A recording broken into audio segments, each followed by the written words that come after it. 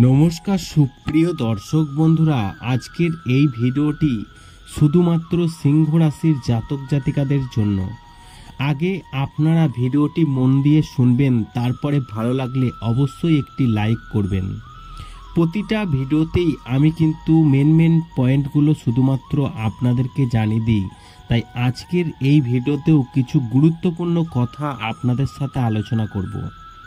দেখুন, আর কয়েক ঘন্টা পরই আপনাদের কিন্তু গোল্ডেন সময় শুরু হবে, যার ফলে এই সিংহ রাশির জাতক জাতিকাদের সব কাজেই পাবে কিন্তু সাফল্য।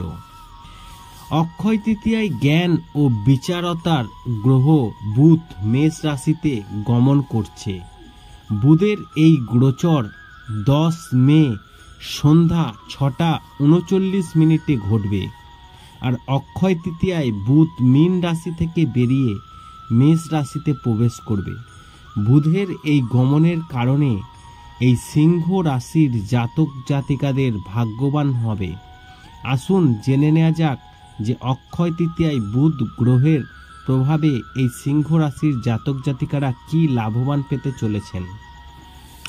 দেখুন, বুধকে কিন্তু বুদ্ধি, যুক্তি, যোগাযোগ, গণিত, চতুরতা, বন্ধুত্বের কারক গ্রহ হিসাবে বলা হয়।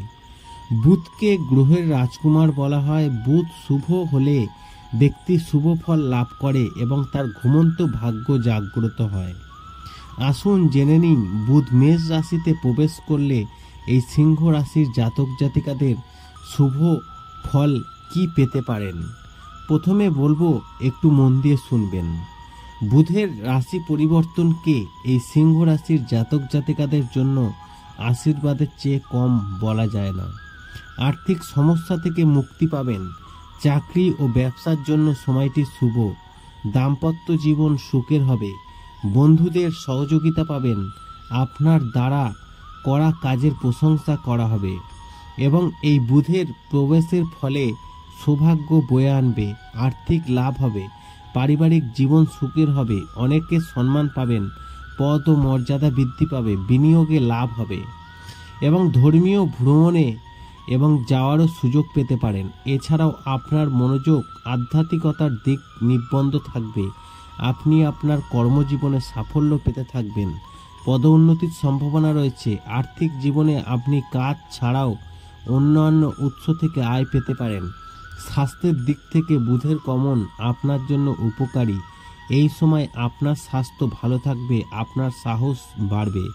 আশা করি এই ভিডিওর মাধ্যমে আপনাদেরকে জানাতে পেরেছি 10ই মে সন্ধ্যা 6:39 বুধের এই মেষ রাশিতে গমন করার ফলে ভাগ্য খুলতে চলেছে সিংহ রাশির জাতক জাতিকাদের। ভিডিওটি ভালো লাগলে লাইক করবেন, কমেন্ট করবেন, শেয়ার করে অন্যদের জানার একটি সুযোগ করে দেবেন।